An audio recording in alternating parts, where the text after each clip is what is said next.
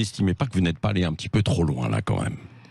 Alors, écoutez, j'ai trouvé cette formule pour effectivement exprimer mon agacement, plus qu'agacement, vis-à-vis d'une instrumentalisation du mouvement extraordinaire qui a lieu depuis plusieurs semaines maintenant en Iran. Et je pense que c'est ça, en fait, le vrai débat.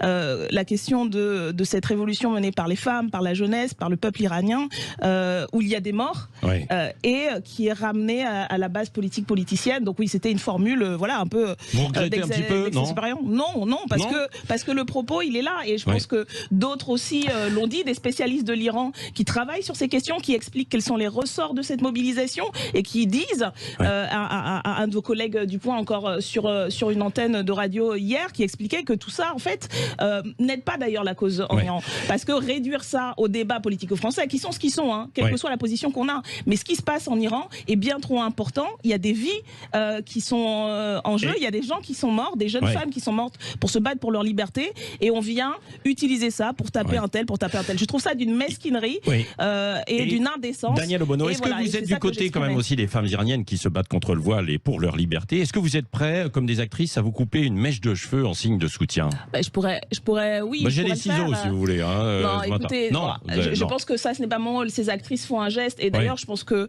sur les réseaux sociaux, on voit des gestes de solidarité. Vous le ferez pas avec, non, moi, je suis députée. Mon rôle est aussi de pouvoir, comme je l'ai fait, de relayer les appels d'Amnesty International qui très tôt avait demandé une enquête suite à la mort de Mahsa Amini, qui a lancé aussi ce mouvement. C'est d'interpeller, comme l'a très bien fait ma collègue Raquel Garrido, le gouvernement.